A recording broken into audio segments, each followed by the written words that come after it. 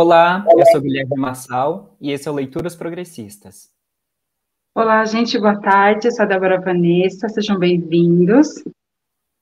O Leituras é um programa que está sendo transmitido no canal do YouTube do DV da Esperança, o coletivo de voluntários, e o Leituras é um clube de leituras voltado a livros, a materiais audiovisuais, que tenham como ênfase dinâmica materiais e perspectivas do campo progressista, democrático, do desenvolvimento e também da defesa dos direitos humanos.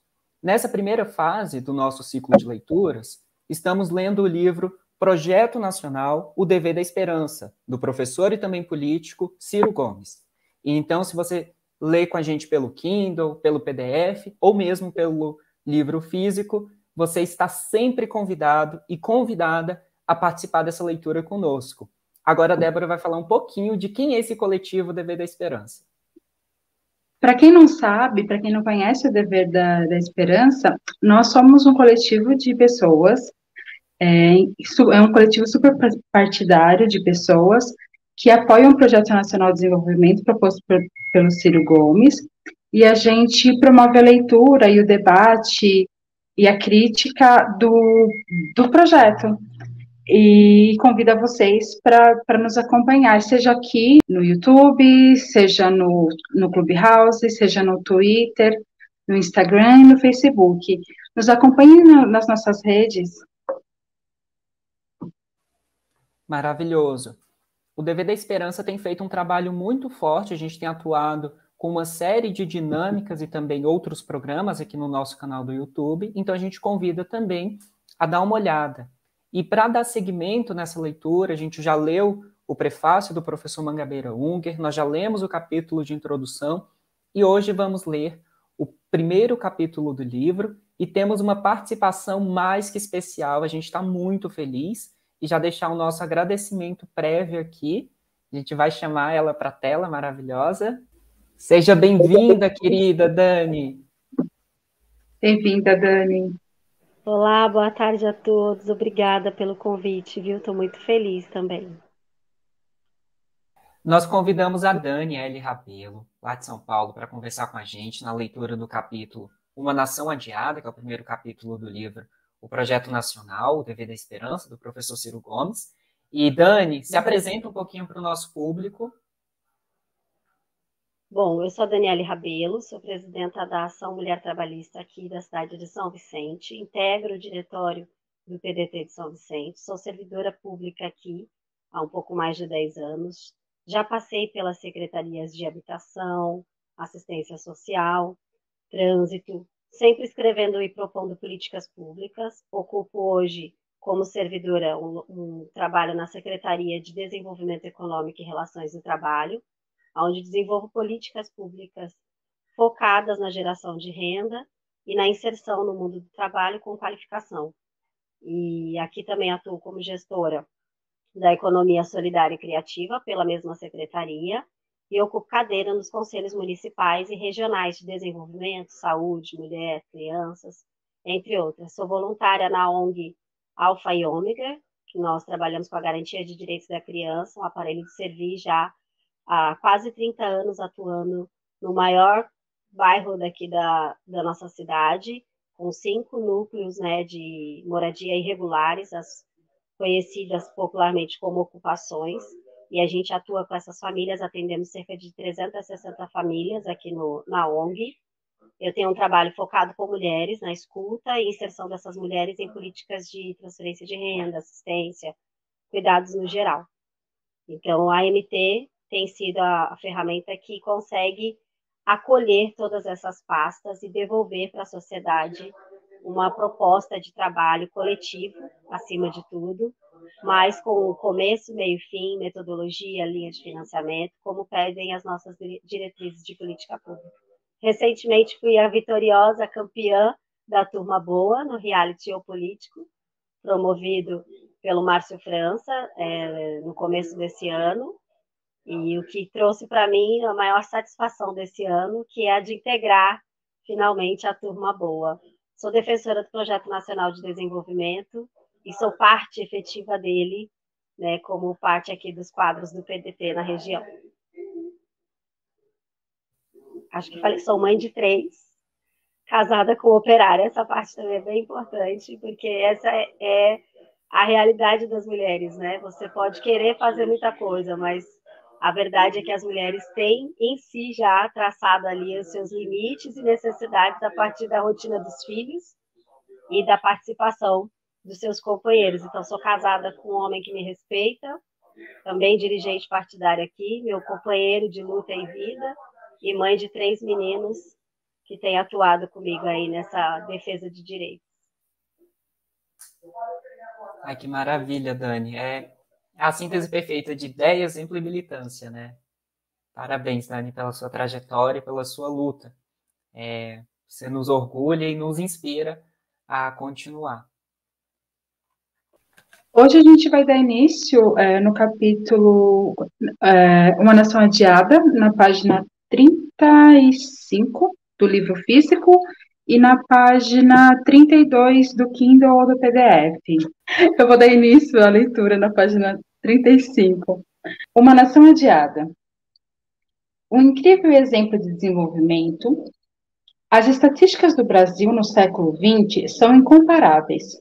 Nosso país simplesmente mais do que centuplicou seu PIB. Sim, multiplicou sua riqueza por mais de 100 vezes. Um crescimento sem igual no mundo até então.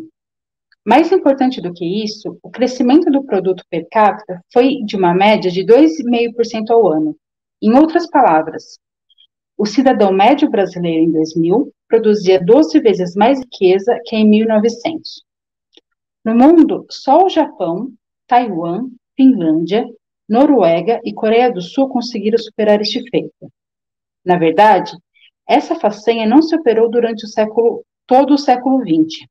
Nas 3 primeiras décadas dele, o Brasil patinava como país agrário, que mantinha suas estruturas escravistas praticamente intocadas e baseadas especialmente na monocultura do café e da cana-de-açúcar. O governo Epitácio Pessoa, na virada da década de 1920, chegou a importar facões e enxadas, tamanha nossa indigência industrial. Dani, você continua? Pode-se dizer que grande salto brasileiro se deu entre 1932 e 1980. Foram os 48 anos de maior crescimento de um país na história do mundo, em que multiplicamos por 8 nosso PIB per capita. A industrialização de uma nação não é uma etapa natural do desenvolvimento, algo como uma lei e evolução histórica. A industrialização é um processo induzido, planejado, que requer muita defesa de interesses nacionais, contra as sabotagens e tentativas de desestabilização do desenvolvimento por concorrentes estrangeiros. O motivo disso é muito simples. E não se trata de teorias da conspiração, mas da mais banal, ordinária guerra de mercado. O que produzido eficientemente aqui deixa de ser exportado por alguém. Poucos países no mundo podem disputar a história da economia, a rapidez e a magnitude do que foi feito aqui. Poderíamos perfeitamente continuar sendo uma nação agrícola, como a Bolívia, ou extratora, como a Venezuela. Mas não aqui. Porque aqui, em algum momento da história, uma vanguarda política audaciosa se convenceu a industrializar o país e foi capaz de construir um projeto e uma hegemonia moral e intelectual aptos para levá-lo a cabo. Guilherme? Maravilhoso. Dani e Débora, acho que a gente pode já pausar aqui um pouquinho. Tem bastante coisa. Já tem bastante coisa para a gente debater. E Dani, a gente já até discutiu um pouco disso aqui nas outras leituras. A gente leu o prefácio, a gente ficou tentando entender por que esse país se perdeu. E a gente sempre vai retomar nessa pergunta, né, que eu acho que ela é central para a gente tentar entender a complexidade do país. E ela se volta nesse primeiro tópico, até breve, do Ciro, que tem uma complexidade, e te perguntar, para você, como é que você interpreta? Por que o país se perdeu? Esse país que crescia tanto, que Ciro cita aqui, somente Japão, Taiwan, Finlândia, Noruega e Coreia do Sul conseguiram superar esse feito, e talvez também a China. Onde nós erramos? Eu acho que, antes de mais nada, esse é um período da história que retrata muito, né, o que está acontecendo. Né? Esse período de 32 e 80, ele vai retratar, por exemplo, nas prioridades dos governos que assumem, entre eles os governos trabalhistas, que dão início a essa industrialização. Quando a gente começa a construir direitos para o desenvolvimento da classe trabalhadora, por exemplo, quando a gente consegue valorizar e começar a construir uma defesa das riquezas naturais, né? Quando ele fala que de um país que produz eficientemente o que consome e aí deixa de exportar, de importar isso, a gente começa a entender por que o mercado interfere nas relações e no desenvolvimento nacional. Não se trata só de um comparativo de moedas, sabe? Vai para muito além disso. Vai do quão mais eficiente é um trabalhador que trabalha no regime análogo escravo. E o quanto isso custa pouco para esse mercado agrário, né, que vive do café com leite, que é o primeiro embate que é feito nesses primeiros governos, né, com o Getúlio. E a gente precisa ter também claro que o projeto de industrialização, como o Ciro coloca aqui, ele não é uma coisa acidental, ele é algo planejado, né? E como tudo que é planejado, foca um produto final, foca um alvo de onde chegar, né? Então, quando você consegue planejar uma ação de desenvolvimento, né, que é a nossa política desenvolvimentista, ela vai levar em consideração o quanto de investimento precisa ser feito nisso, nas bases, o quanto de investimento será feito nisso na matéria-prima, o quanto dessa matéria-prima devolve para esse país, né, em desenvolvimento no geral, não só em lucro, não só em moeda, não só em produto final, mas em desenvolvimento como um todo, né, que é a junção de todos esses fatores. E aí a gente percebe quando começa essa interferência dos Estados Unidos na nossa economia. Por exemplo, é nessa fase que começa o debate sobre o petróleo nacional, que até então não existia. É nessa fase, a gente vai ver um pouco mais para frente, né, que a gente começa a discutir Furnas. É nessa fase em que você começa a discutir que riqueza natural não se privatiza. Riqueza natural é o que dá o alavanco da economia interna, né? Então, essa produção, essa descoberta do projeto político aplicado nesse momento, do quanto autônomo ela pode tornar a economia nacional, ela, ao mesmo tempo que vislumbra alguns, né, que essa classe política que está empenhada em fazer do país um país desenvolvido, porque esse era o foco, né, era olhar para o Brasil e decidir que o Brasil seria um país desenvolvido, não seria um país em desenvolvimento, seria um país desenvolvido, entraria para dentro do ranking dos países desenvolvidos, esse é o foco. E aí, quais são as necessidades para que isso seja alcançado?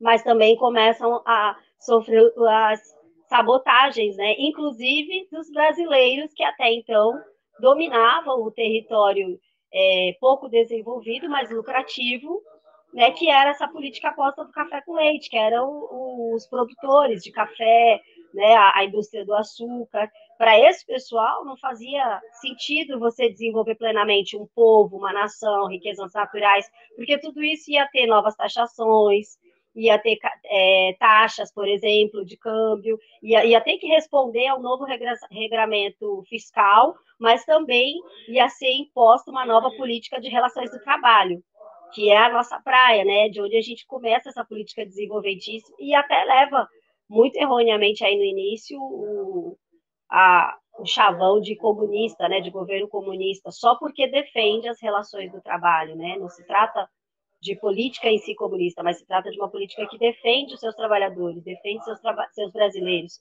oferta de volta para eles um pagamento justo pela força de trabalho empenhada e pela riqueza gerada a partir dali, né?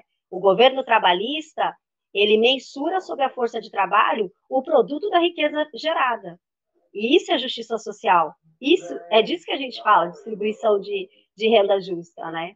Então, acho que está um pouco aí, a gente se perdeu no que até hoje a gente está perdido, inclusive, né? A gente deu um salto de desenvolvimento, foi sufocado, né? E aí foi promovido no Brasil um outro ritmo de desenvolvimento, mas que foi fortemente retrocedido. A gente vive momentos hoje, fazendo aqui um paralelo, em que precisamos garantir direitos conquistados aqui, entre 32 e 80. E isso é um pensamento terrível, como se eu dissesse para Getúlio, né, que em 2022 nós íamos precisar estar discutindo a garantia, por exemplo, da aposentadoria rural, né, a gente ia precisar ainda estar discutindo essas questões, garantindo previdência para esses trabalhadores, talvez eu fosse tomada como louca, né, ou cada um de nós aqui. Mas a realidade é essa, a gente está discutindo preservação de riqueza natural,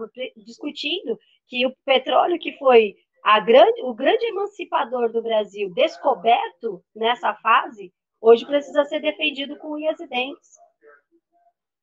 Então, acho que é sobre essa força antagônica, que é o grande mercado externo econômico, que caminha por uma linha liberal, e nós defendemos uma linha desenvolvimentista e sofremos aí essa pressão. E nesse cenário político que a gente vive, mundial e nacional, a gente é a contramão, né? Mas não tem problema, não tem nada, não há vilania em propor a contramão. Até porque nós estamos municiados de uma contramão planejada, com o propósito de onde chega e com metodologia e linha de financiamento.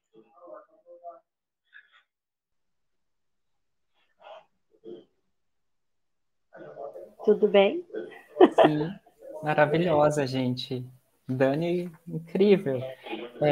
Tem um ponto lá no prólogo do professor Mangabeira que ele fala que hoje a gente está vivendo assim um pouco sobre o que Vargas deixou, né?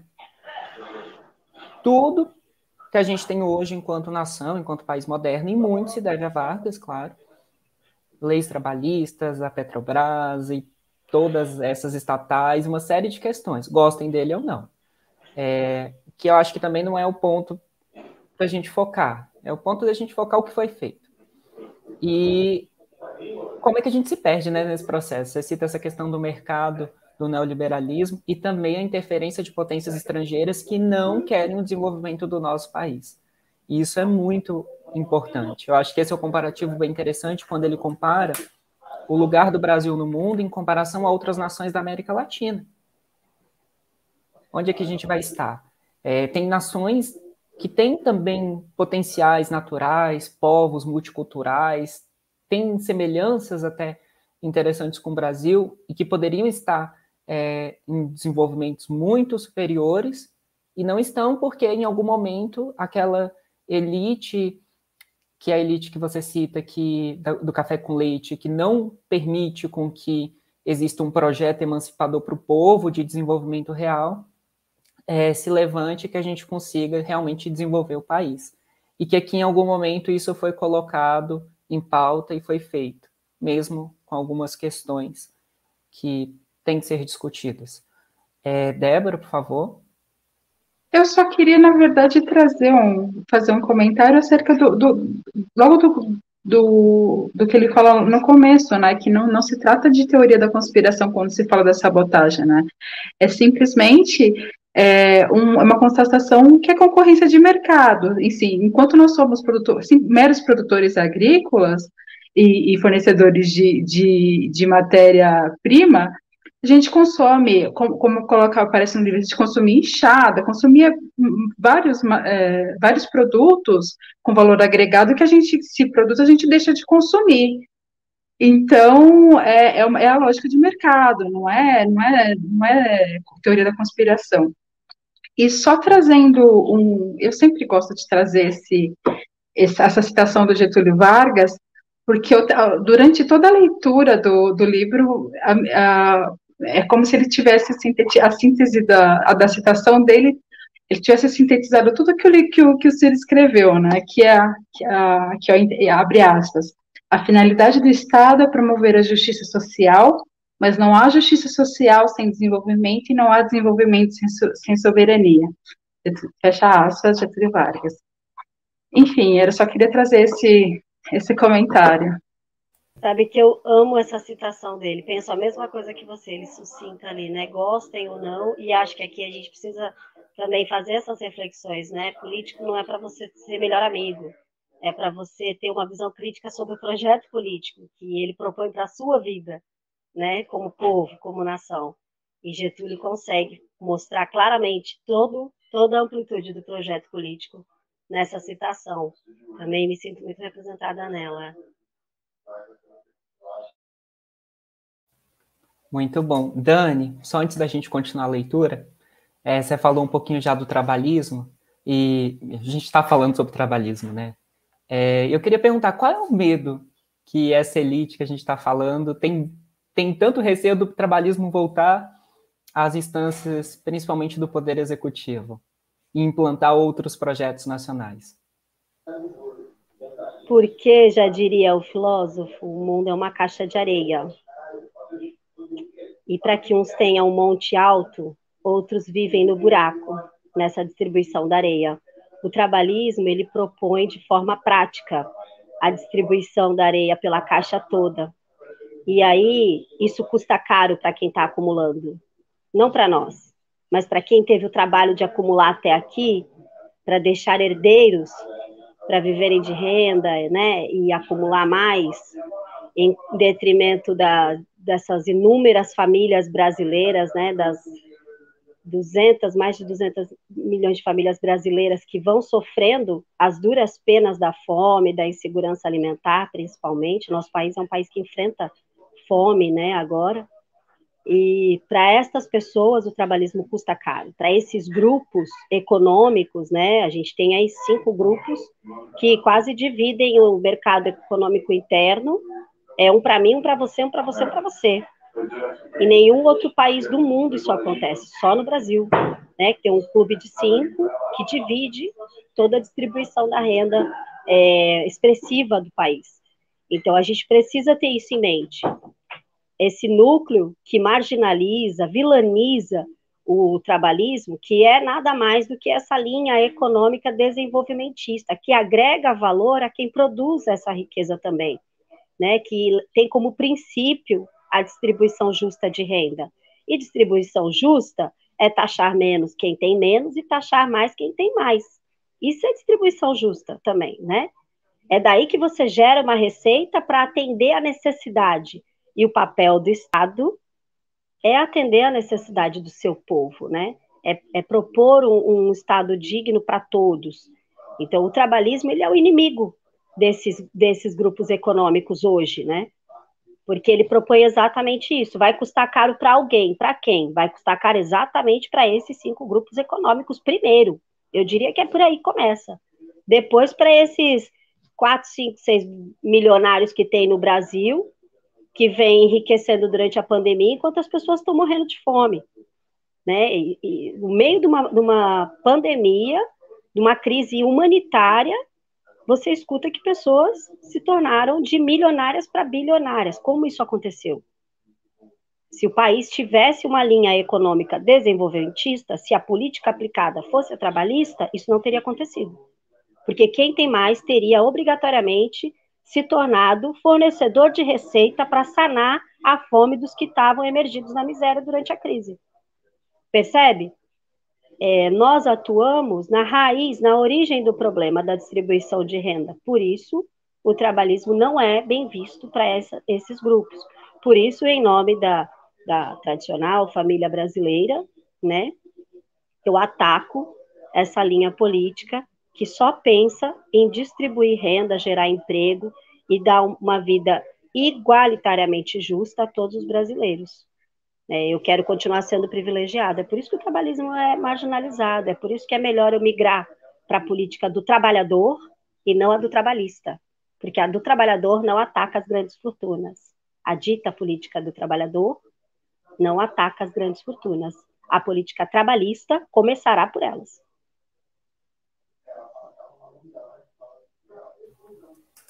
Maravilhoso, gente. Ai, Dani, eu tô tão feliz. É uma aula, né, de trabalhismo. Eu acho que, assim, em síntese, é a nuance de quem chega à presidência com uma carta aos brasileiros e de quem bate o pé e fala, vou taxar, a gente vai aplicar as reformas necessárias, precisa de reformas, de quem vai na BTG, na frente de grandes barões e vocês serão os primeiros. Vocês vão ter que pagar a sua parte. Vamos continuar a leitura, gente?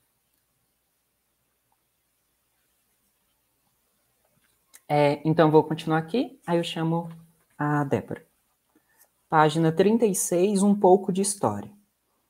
Esse salto, obra de todos os brasileiros, tem, sem dúvida, um catalisador inigualável, com nome e sobrenome, Getúlio Vargas.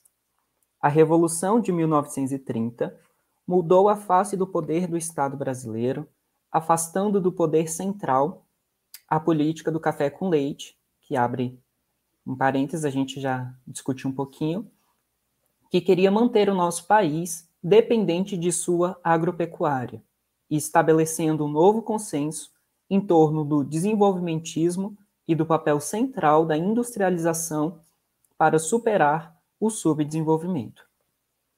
O capital privado, lá como hoje, era pequeno e originado da produção agrícola, conservador e arisco à novidade modernizante.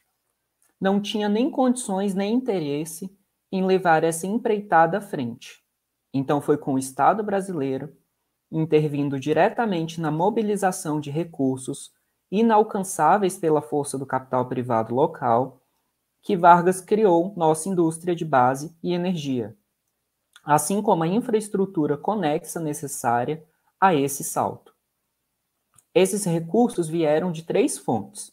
Primeiro, impostos. Segundo, emissão de moeda e, principalmente, de empréstimos externos, na época de custo barato e de longo prazo, e que eram indispensáveis para a importação de bens de capital. Ele também foi muito hábil na construção da política externa num período de grandes tensões que levaram à Segunda Guerra Mundial, posicionando o Brasil de acordo com os interesses nacionais de seu projeto de desenvolvimento. E foi exatamente no momento em que se acelerava a industrialização no Brasil, com a fundação da Companhia Siderúrgica Nacional, em 1941, da Companhia do Vale do Rio Doce, em 1943, e da Companhia Elétrica do São Francisco, em 1945, que Vargas foi deposto pela primeira vez. Em 1950, o Brasil já enfrentava grandes gargalos, dificultando seu desenvolvimento industrial e crescimento, sendo os mais importantes a falta de energia elétrica e de petróleo, e a precaríssima rede de transportes nacionais. Débora, você pode continuar, por favor? Mas mesmo com toda a oposição das forças antinacionais que operam em nosso país desde sempre, a nossa então jovem democracia chamou para comandar o Brasil mais uma vez o velho Getúlio. O tenentismo tinha homogeneizado no país a crença de que precisávamos nos industrializar para superar o subdesenvolvimento. Esse consenso foi fundamental para celebrarmos um projeto nacional, do qual Vargas foi símbolo até o golpe de 1964. E ao voltar ao poder, lutando renhidamente por nossa emancipação econômica, conseguiu, em 3 anos e meio de governo, criar a Petrobras, a Eletrobras e o BNDES, então BNDE, enfrentando os prepostos internacionais que aqui exigiam a abertura indiscriminada de nossos mercados e a interrupção da emissão de crédito nacional em nome do controle da inflação. Com a mesma desculpa recorrente da denúncia da corrupção, os abutres do país deixaram Vargas num beco político sem saída, ao qual ele respondeu com um gesto político de seu dramático suicídio. Sabiamente, o povo brasileiro rejeitou os golpistas de 1954 e elegeu para seu mandatário o mineiro Juscelino Kubitschek, aliado de Getúlio, que, com seu ousado plano de metas, prometia modernizar o Brasil, acabando com os gargalos de seu desenvolvimento. Sofrendo uma série de golpes, inclusive antes da posse, JK se viu obrigado a ceder parcialmente às demandas pela internacionalização da economia. No entanto, não perdeu de foco a criação da base necessária para o nosso desenvolvimento, dedicando 2/3 dos recursos do seu plano de metas à construção de nossa rede de transportes e energia. O Brasil viu, em seu governo de coalizão trabalhista, com João Goulart, na vice-presidência, a criação de uma indústria automobilística inteira, embora não nacional, a Petrobras sair do papel e nos levar à autossuficiência de petróleo, Furnas e várias outras pequenas usinas hidrelétricas serem construídas e transformarem nossa matriz energética na mais limpa e barata do mundo. Tendo recebido um país com menos de 1.000 quilômetros de estradas asfaltadas, o governo JK cortou o país de norte a sul, com 14.000 quilômetros de rodovias. Por fim, como síntese desse enorme esforço de interiorização e salto para o futuro de seu governo, foi construída a magnífica cidade de Brasília, iniciativa sem a qual o extraordinário mundo produtivo do Centro-Oeste não teria sido possível. A crise política em que o país foi lançado com a eleição posterior, renúncia de Jânio Quadros, tentativa de impedimento da posse de João Goulart, mudança parlamentarista voltada ao presidencialismo e, finalmente, o golpe de 1964 impediu a execução do novo projeto nacional que o governo de Jango tinha para o país. Apesar disso, o presidente João Goulart, nos menos 3 anos, permaneceu no cargo, enfrentou todas as sabotagens a seu governo, tentativas de golpe com serenidade, sem jamais recorrer à violência. O país ainda cresceu uma taxa média de 5,2% ao ano, e ele conseguiu executar ações importantes como a fundação da Universidade de Brasília, a UNB,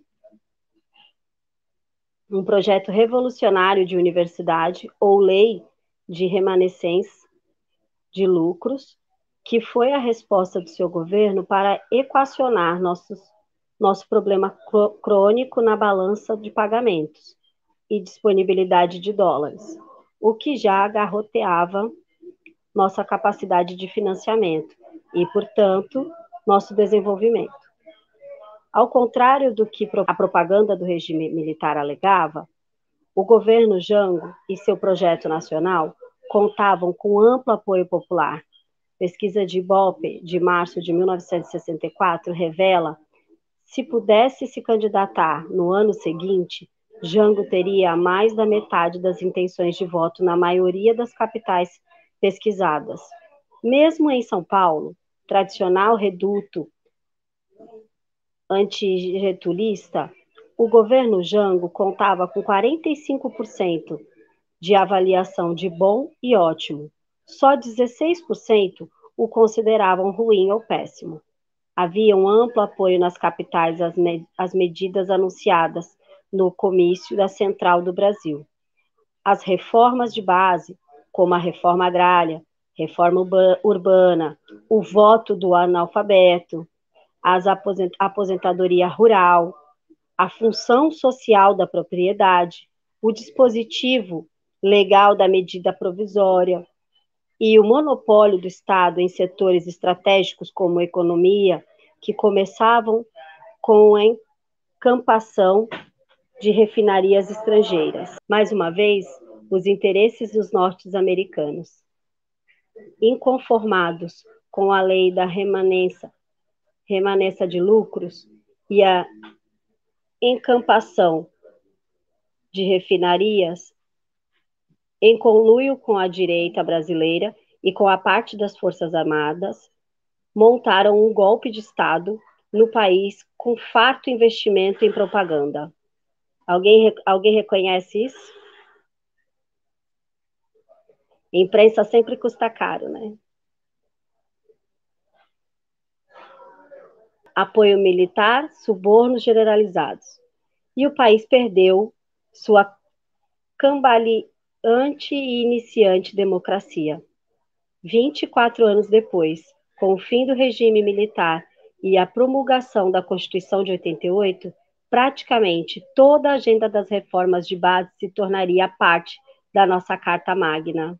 E aqui vale ressaltar, né, que todas as garantias cidadãs que o povo brasileiro tem foram construídas nesse período, que custou caro, custou inclusive a vida dos nossos líderes nacionais, que foi fortemente rechaçada, né, foi fortemente atacada, inclusive na sua moral, né, nenhuma alusão aos dias de hoje, mas as garantias que vivemos, gozamos hoje e que ainda temos, mesmo sobre ataque, que estão na nossa Constituição, foram construídas nesse período, e até hoje a gente luta para efetivar a aplicação delas, né? Embora algumas dessas reformas nunca tenham saído do papel, como a agrária, fica ridículo hoje pensar que o voto analfabeto ou a aposentadoria rural pudessem ter sido consideradas parte de uma agenda comunista, como alegado pela propaganda do golpe em 1964. Perfeito. Acho que a gente pode fazer uma pausa aqui, antes de entrar no próximo item, que ele vai discorrer um pouco sobre o regime militar. Então, a gente, assim, está no que você acabou de comentar, desses líderes, das lideranças que trouxeram a construção do Brasil moderno, de direitos, de desenvolvimento e também da nossa noção até de povo, e que esse processo ele já começa a ser atacado por potências tanto estrangeiras quanto atores internos que não aceitam essa disruptura, né? Ainda do resquício da escravidão, da emancipação do povo em relação às suas leis trabalhistas e também alguns direitos. A gente, por exemplo, de Vargas teve o início do voto feminino, sindicatos e uma série de outras questões muito pertinentes. Aí eu queria que a Dani comentasse, Dani, sobre essa construção, né, desses direitos e como é que a nossa sociedade também, eu acho que é muito interessante quando o Ciro coloca que a população, em suma, apoiava o Jango nas reformas de base. Eu acho isso muito importante porque a mídia ela construiu um ideário de que não, de que isso era comunista, enfim. Aí eu queria que você comentasse, porque eu acho que isso faz um paralelo muito importante, que o nosso povo ele é naturalmente muito progressista, né? E numa pauta econômica, nessas questões, e até mesmo em outras pautas. Como é que você percebe isso? Acho que aqui, como a gente vinha falando já desde da discussão sobre o trabalhismo, né? O foco da nossa linha política é de atingir os problemas, a origem dos problemas que distanciam o povo de todo o desenvolvimento e de toda a distribuição de renda do seu país. O trabalhismo ele vai na origem desses problemas. O que é que distancia o povo de fruir desse desenvolvimento, de fruir, né, dessa riqueza produzida? Então ele faz aqui algumas constatações, né, e tange ela nas reformas básicas, e acho que é importante a gente refletir sobre elas, né, sobre a reforma agrária, sobre a reforma urbana, sobre o voto dos analfabetos. Você vê quantas pessoas, quantos brasileiros eram deixados de fora da discussão sobre como o país se efetivaria, né? Pessoas que estão sujeitas a toda essa efetivação, pessoas que são atores principais da efetivação. Então, quando a gente exclui pessoas, não só do direito ao voto, mas exclui pessoas de discutirem o mercado econômico, por exemplo, né? Quando a gente marginaliza toda uma fatia ou toda uma gama da sociedade, deixa eles com o que resta, né?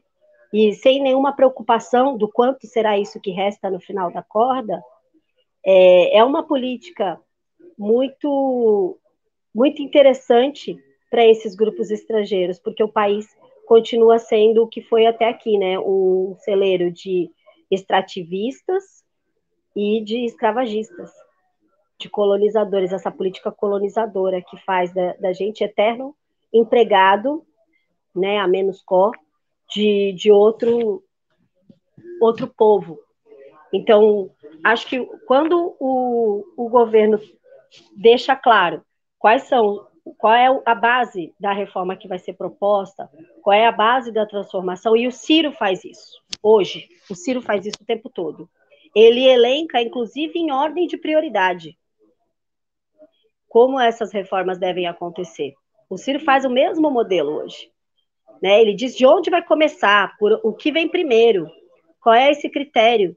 Por que existe um critério de prioridade? Porque existem problemas urgentes que são a origem de outros. Né? Quando ele fala da reforma fiscal, ela é a origem da distribuição de renda justa. Quando ele fala da reforma política, é a origem do cerceamento de direitos civis de mulheres, negros e todas as minorias. Né? A perpetuação do poder sobre aqueles que já detêm e continuam gerenciando a seu favor. Né? O que são essas offshares aí faturando milhões de políticos e grupos desses políticos dentro dessa classe política que exerce dominação, falso moralismo, marginaliza o temperamento do Ciro, por exemplo, que é uma coisa ridícula. Como é que você pode taxar valor, como é que você pode agregar valor sobre a proposta política de alguém com base no temperamento? Percebe? É o cúmulo de desviar a atenção do povo. E cada vez mais eu tenho certeza e convicção que quando a gente se coloca como tradutor para falar do povo, com o povo, sobre os nossos problemas, os que atravessam primeiro os nossos corpos como mulheres ali, ó, no transporte público, por exemplo, quando a gente se coloca como tradutor para abordar essa linha de prioridades do Ciro, fica muito claro de onde virá o apoio do povo. Por que o povo apoiava isso? Porque o povo era o mesmo povo que estava com fome, não aguentava mais aquele ritmo de trabalho, jornada excessiva, pesada, né? Aquela atuação do Estado, como acontecia até ali, de dominação, né? Quando o Jango fala da intervenção do Estado para atuar no mercado, o que é isso? Se não é a nossa proposta da reestatização, por exemplo, das nossas riquezas naturais, que nunca deviam ter sido fracionadas e privatizadas. Isso é intervenção do Estado. É preservar o que não se renova, preservar o que produz dentro da nossa terra, o que não tem valor mensurável, porque você rouba das próximas gerações, que não vão poder fruir, né? Não tem um planeta B para morar, então assim, a gente vai viver aqui no nosso país de servidão. Quando o Ciro propõe essas reformas e explica por que elas são importantes, né? Quando a gente diz que o petróleo precisa ser preservado e a Petrobras, eu tenho muita proximidade com os petroleiros, né? Por ser dirigente sindical, atuo sempre aqui na defesa também das discussões do nosso petróleo. Tive recentemente numa mesa em São José dos Campos, inclusive, falando sobre a política de preço, né? Paridade para quem? Paridade para quem, gente?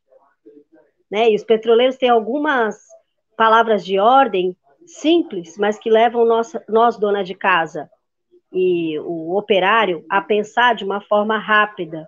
Né? Por que eu pago em dólar o petróleo que é extraído em solo nacional, refinado por trabalhadores e indústria nacional, é distribuído em estradas por meio de transportes, tudo da indústria nacional. E por que eu pago em dólar? Por que eu pago o frete do produto do petróleo que eu mesmo extraí do meu país? Por que para entregar... Aí, numa mesa, até fizeram uma pergunta, mas como é que a gente traduz isso? É fácil. Por que a gente está pagando para consumir o produto do petróleo? Né? O produto final, do que é no final, matéria-prima de petróleo, que a gente que exportou. Por que a gente está pagando o produto disso em dólar? Por que você compra alguma coisa? Como é que eu pago frete para outra pessoa receber? Eu estou pagando frete para outra pessoa receber de um produto que é nosso, é produzido, é extraído, é refinado aqui. Por que a gente está pagando para os outros? Porque isso interessa a alguém. E não é a economia brasileira que isso interessa. Isso interessa para quem ganha em dólar, fora do Brasil. Sabe? Isso interessa para quem está desviando capital e recurso interno para fora, fazendo seus pequenos paraísos. Então, quando a gente senta para falar com a dona de casa, com o operário, Com o universitário nem se fala, que graças a Deus a classe universitária e jovem tem muito claro que defender a Petrobras é defender o Brasil. Que a Petrobras é dos brasileiros, é a única garantia de autonomia do nosso país. É a única certeza que temos para dizer para onde vamos, de onde partimos. É ter a integralidade da Petrobras aqui dentro. Não tem discussão sobre isso. A política de preço da Petrobras ela precisa cair. E ela é parte desse projeto nefasto, que desvia capital, desvia a riqueza do nosso país, injeta para fora, explora o trabalhador aqui, precariza, diminui as relações de trabalho. Por isso as reformas são urgentes, elas já eram nesse processo de desenvolvimento na redemocratização, e elas são hoje, dado o retrocesso que a gente sofreu. Então, um dos motivos, inclusive talvez um dos mais fortes, de eu escolher o Ciro para ser o meu presidente, é porque ele elencou as prioridades do meu país, numericamente, quem vem primeiro, o que a gente resolve primeiro. Porque o que a gente resolve primeiro alcança os problemas que a gente tem lá para o final da lista. Então, aqui, as reformas básicas eram o grande motivo da adesão popular ao projeto de governo nacional, e são elas as reformas propostas pelo Ciro no nosso mesmo projeto nacional de desenvolvimento, que a gente tem esse dever em propagar que há esperança para esse país, porque esse país ainda é rico, diverso, plural, e o problema desse país, o câncer nesse país, é a política aplicada nele hoje.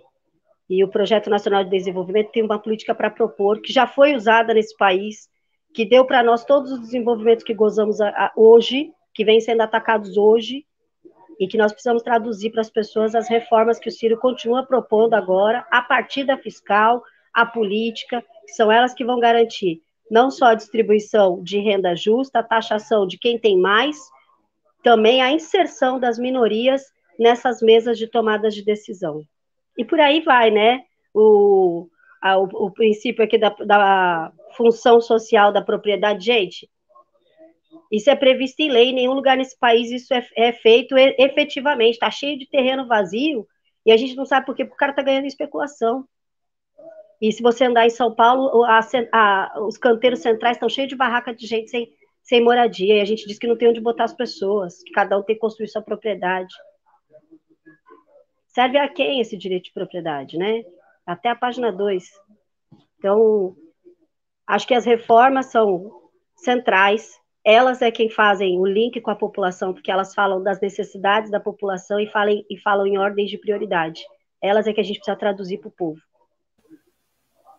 Maravilhoso. Dani, eu queria te perguntar, para você falar um pouquinho da sua atuação tanto na MT, também em outras instâncias dos conselhos, porque eu vejo que esses locais também de conversar com a população, esses espaços de gestão democrática são os espaços que a gente pode e deve construir esse projeto, lutar por esses caminhos. Então, queria que você relatasse um pouco, até também o sindicato, esse diálogo.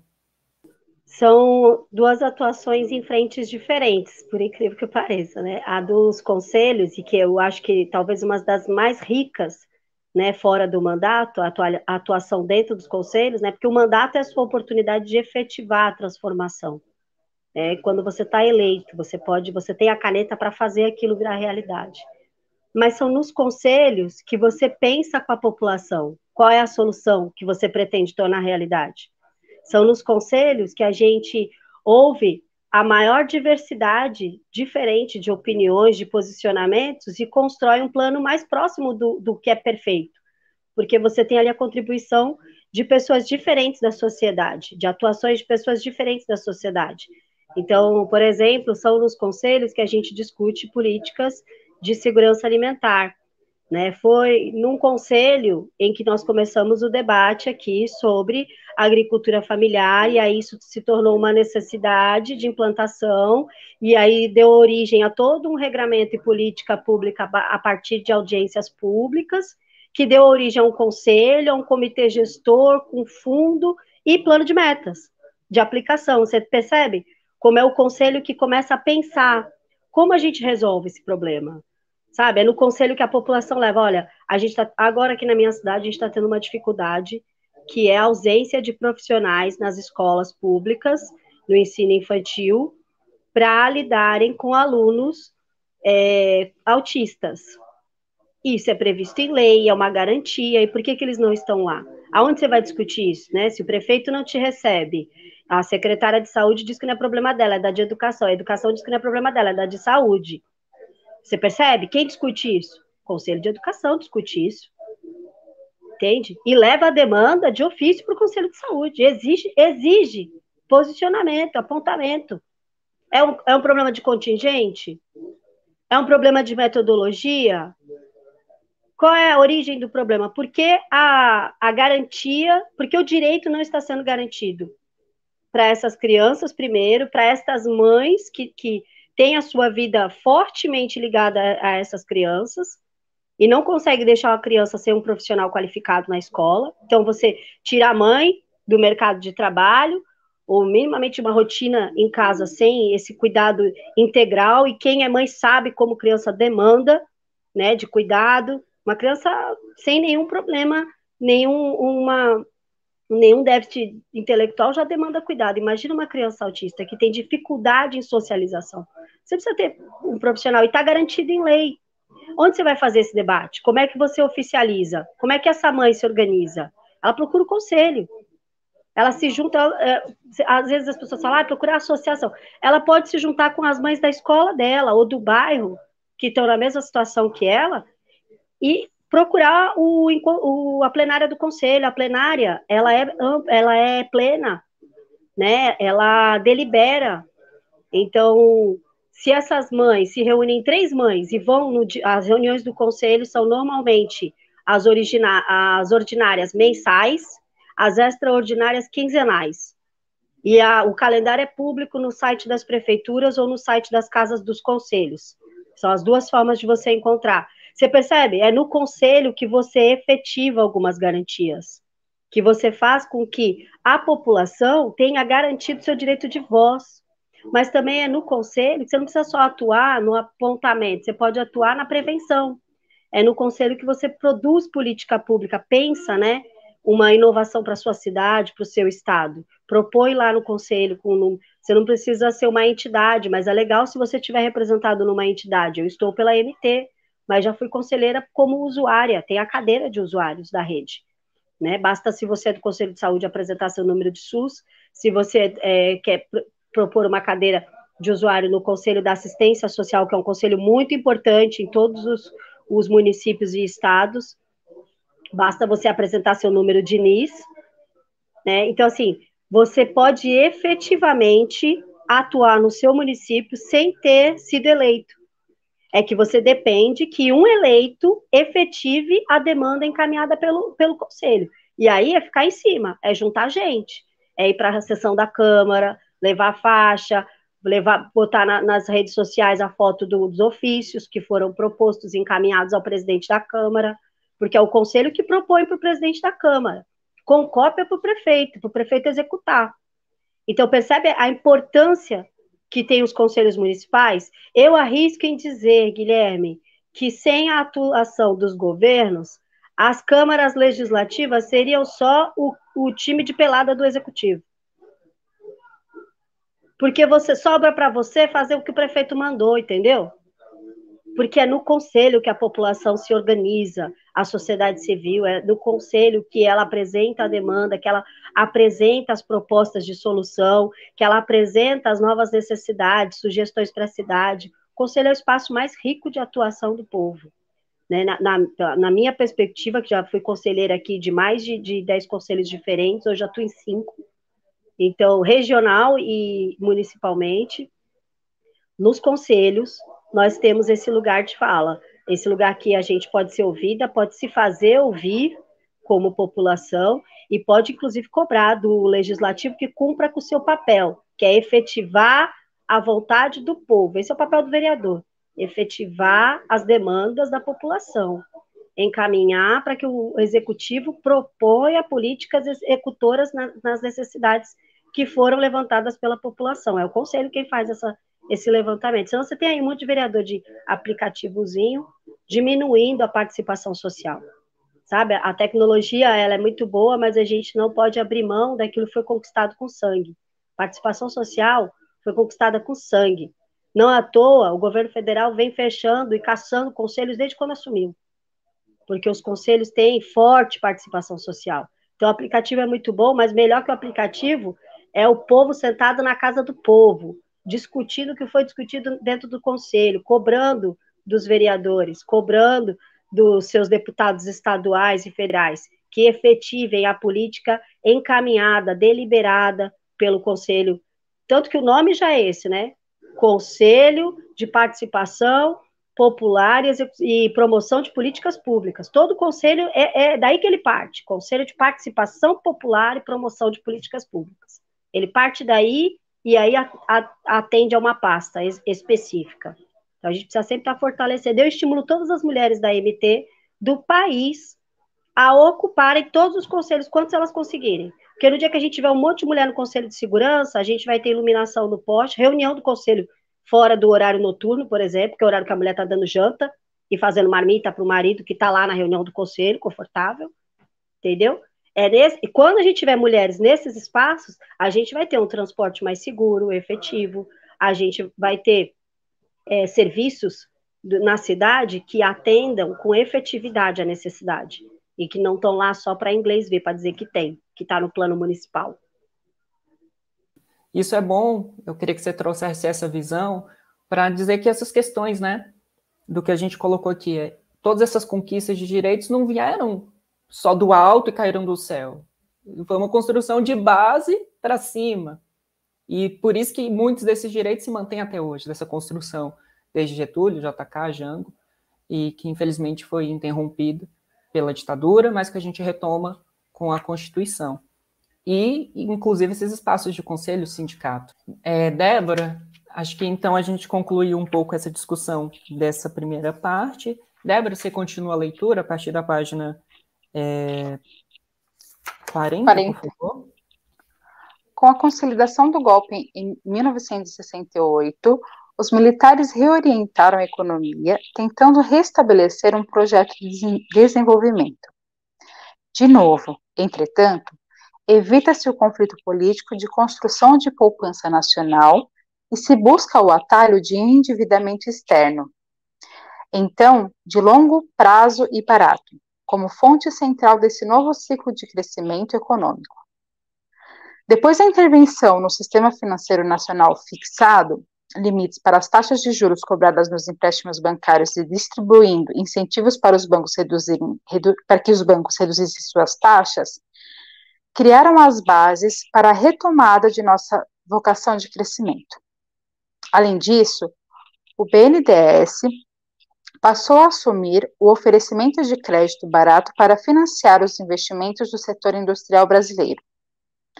O resultado dessas políticas recebeu o apelido de milagre, abre aspas, milagre econômica, fecha aspas. O condutor da economia brasileira nesse período, o então ministro da Economia, Delfim Neto, costuma protestar contra esse apelido. Ele gosta de lembrar que milagre é efeito sem causa, e o crescimento do país no período foi causado pelo planejamento e trabalho árduo do governo e de milhões de brasileiros. Justo. No entanto, a divisão causada no país pela Guerra Fria e a interrupção da democracia tiveram impacto também na formulação do projeto do regime militar. O consenso nacional em torno do desenvolvimentismo começou a ser erudido, porque o interesse nacional passou a ceder a pressões ideológicas vindo do exterior, com aqueles que defendiam uma expansão mais vigorosa do mercado interno e melhor distribuição de renda colocados do outro lado de um muro que não era nosso. Ocultou-se uma importante parte do problema brasileiro. Mas isso não nos fará deixar de reconhecer que entre 1968 e 1974, o Brasil cresceu extraordinários 10,7% em média ao ano. Em outras palavras, dobrou seu PIB no espaço de 7 anos. Não há muitos registros desse volume na história da economia no mundo.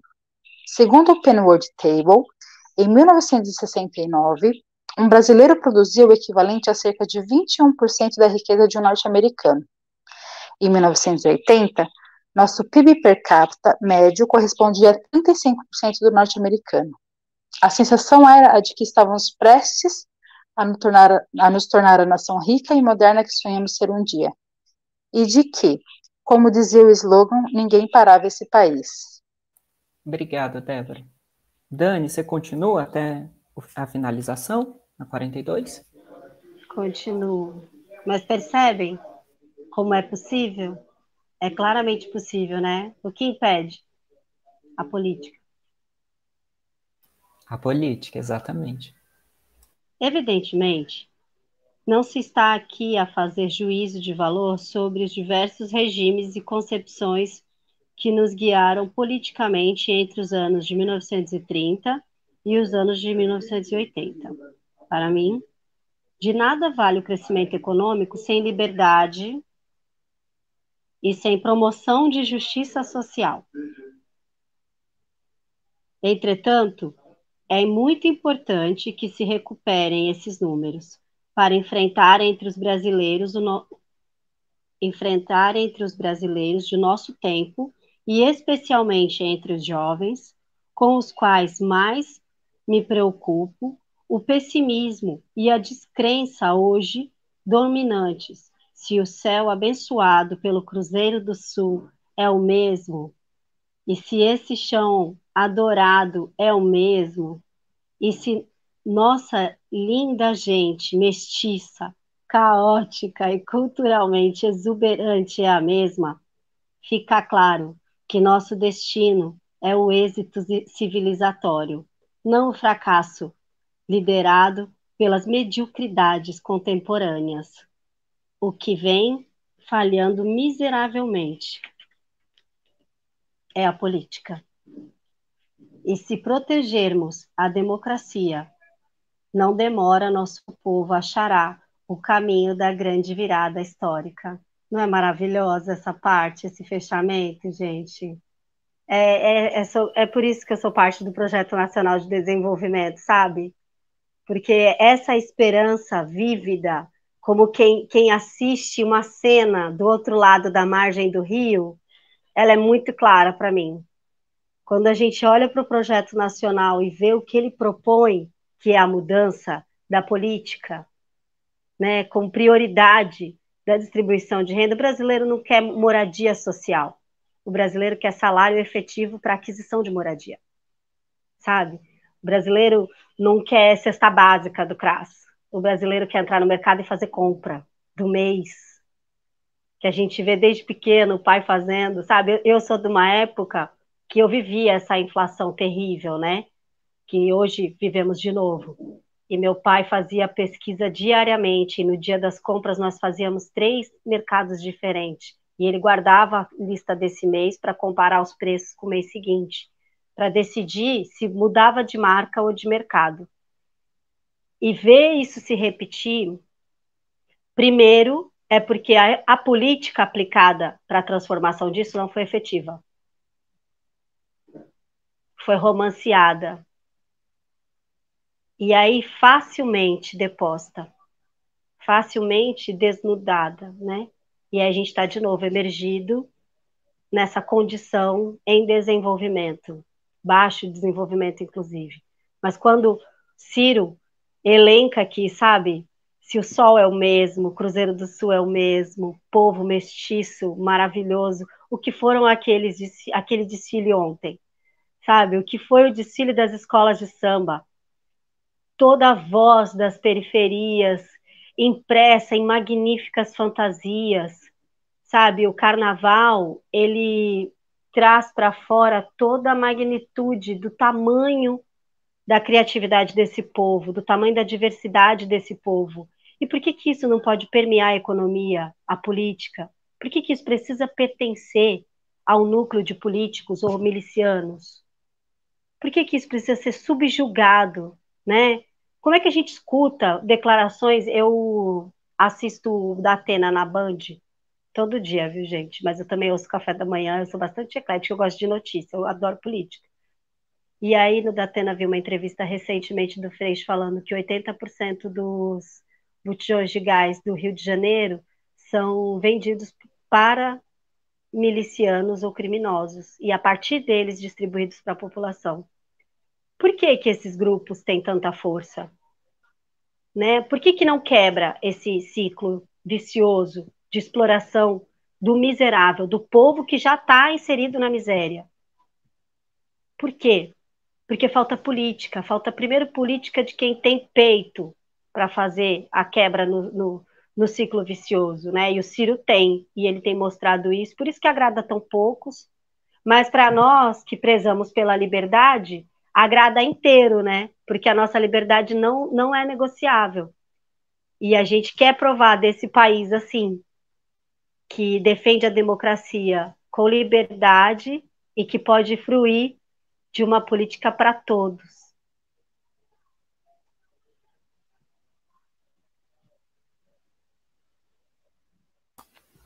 Ô, gente, eu não sei vocês que estão na audiência, que vão assistir esse vídeo, mas eu sempre me emociono muito ouvindo a Dani falando. É um exemplo, assim. Queria estar presente ali, dar um abraço nela. Débora, por favor. Eu também fico emocionada, e assim, eu achei interessante você trazer o exemplo, né, do seu pai, porque hoje a gente está reproduzindo isso, né, o contexto que a gente se encontra hoje, a questão de você ir no mercado, aí você faz compara preço, aí você, eu, por exemplo, faço isso, quando eu vou fazer compra, eu preciso, normalmente é como se fosse uma via sacra, né, eu vou passar em tal coisa, compro tal coisa, eu passo uns 3 mercados também, é bem exatamente isso. E uma coisa que para mim chama muita atenção nesse trecho que a gente leu, a fala do Ciro, né, que ele fala assim, para mim de nada vale crescimento econômico sem liberdade e sem promoção de justiça social. Eu já tinha até destacado esse trecho, porque, na verdade, o que ele está colocando aqui? E aí é uma crítica, né, que assim, que houve crescimento, mas tem uma série de ganhos com legislação, com direitos, com crescimento, mas a gente acabou parando na questão e falhando na questão da redistribuição, né, de renda, né, e a partir daqui que ele quer fazer essa virada, né, retomando desse ponto, mas fazendo redistribuição de renda, de terras também, aproveitando as terras que estão improdutivas para que as pessoas possam trabalhar, enfim. Eu acho muito interessante e muito bom esse ponto aqui que ele traz. Bom, e só complementando esse aspecto que a Débora colocou, que esse crescimento ele tem que juntar os dois, né? Se com os militares até teve crescimento, que teve uma continuidade do projeto desenvolvimentista anterior, mas não havia liberdade. E respeito a garantias mínimas, claro. E, por outro lado, pós-democratização, os governos progressistas que vieram não realizaram medidas de justiça social efetivas. A gente não teve reformas estruturais que eram necessárias e que havia poder político e capital financeiro para serem feitas. Isso é importante sempre frisar. E entender que essa justiça social, tal como a Dani coloca, não é essas políticas sociais de conveniência, né? Mas que políticas que realmente emancipem o povo, que a base a gente sempre vai voltar. A educação, o trabalho, o direito à terra, o direito ao emprego, que são fundamentais. E é isso que realmente dá dignidade ao nosso povo e o emancipa de verdade e que faz valer todos aqueles direitos que estão previstos constitucionalmente. E eu acho que nesse ponto onde nós todos, enquanto brasileiros, damos as mãos porque nós amamos esse país, né? Eu acho esse trecho que o Ciro coloca do Cruzeiro do Sul, do povo, ele é maravilhoso.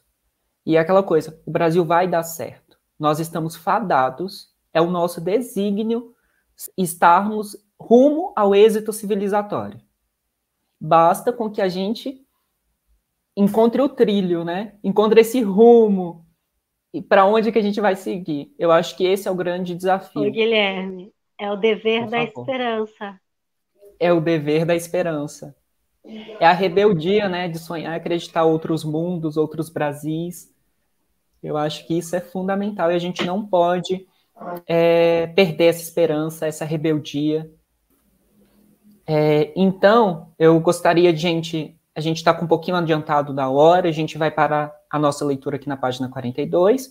No próximo, Leituras Progressistas, a gente vai retomar na página 42 do capítulo Brasil, um sonho interrompido, onde a gente vai continuar discutindo esse processo histórico do país. Eu quero deixar o nosso agradecimento em nome tanto do Leituras, quanto do coletivo DV da Esperança, para Daniele Rabelo, que está aqui hoje lendo com a gente. Foi maravilhoso o nosso debate. Dani dá aula, assim, ela é maravilhosa. Deixar o convite para próximas oportunidades para ela, a casa sempre vai estar aberta para ela, as portas, e dizer que a gente ficou muito feliz. A gente aprendeu muito e a gente está aqui construindo esse projeto, esse país juntos. Eu quero agradecer, Dani, muito obrigada por você ter aceitado o nosso convite, por essa participação e disponibilizar um tempinho na sua agenda, que é muito corrida, para fazer a leitura com a gente, para compartilhar a sua visão e a sua experiência conosco, e chamar o pessoal para acompanhar, siga os perfis da Dani, acompanha a Dani no Twitter, no Instagram. A Dani é pré-candidata a deputada estadual por São Paulo, né, Dani? Então, olha, uma mulher que representa o trabalhismo, que representa várias ações aqui de extrema importância. Sigam o perfil dela e acompanhem, porque tem muita coisa boa vindo aí. Eu só queria agradecer mesmo, muito obrigada de coração. E eu queria pedir para o pessoal que fez a leitura com a gente, se quiser deixar alguma dúvida, quiser fazer alguma pergunta, pode deixar para a gente que a gente depois tenta responder.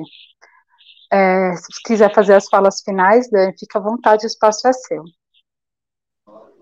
Eu quero primeiro agradecer vocês e toda a equipe do coletivo Dever da Esperança pelo convite. Para mim é mesmo um privilégio, viu, poder participar de espaços assim. Quero dizer que eu já estou à disposição para a próxima. Vamos combinar direitinho, mas eu venho. Você diz que eu venho, né? Eu priorizo a gente poder criar oportunidades, né, para falar do nosso projeto, para que as pessoas possam colocar as perguntas delas também, as dúvidas. Por favor, se vocês tiverem aí algum feedback de dúvidas para mim, a Débora e o Guilherme têm o meu WhatsApp, podem me mandar, viu? Eu faço questão de responder também por e-mail ou WhatsApp as pessoas que encaminharem as dúvidas. Estou muito feliz em ter passado esse tempo aqui à tarde com vocês. Estou à disposição para o coletivo sempre que quiserem. E queria falar um pouco também aqui dessa experiência, né? Sou mesmo a pré-candidata do PDT por São Paulo para deputada estadual, nessa proposta de inserir, né, voz e percepções femininas sobre o nosso projeto nacional, que tem a sua aplicabilidade no projeto Paulista de Desenvolvimento. Nós estamos trabalhando, inclusive, sobre ele, na adaptação, né? Eu, Neto e outros companheiros trabalhistas aqui do Diretório Estadual.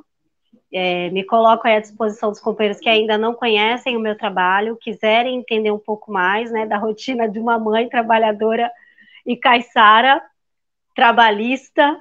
Então, fica à vontade, meu Instagram é Daniele Rabelo 12 e no Twitter eu estou como Dani Rabelo com Ciro. Então, pode procurar lá, Dani com Ciro, você me acha. E fico à disposição de todos. Segue lá nas redes, manda suas dúvidas, interage comigo, que eu adoro falar com as pessoas, adoro conversar, dialogar, sabe? Conversar exaustivamente, porque eu acho que é isso que falta, né? Falta diálogo sobre o nosso país. E aí as pessoas se sentem, às vezes, um pouco tímidas, né? Para falar do que não acha que entende. E quando, na verdade, todos nós podemos entender bastante sobre a nossa realidade, e é isso que faz o nosso país, é a realidade de cada um de nós.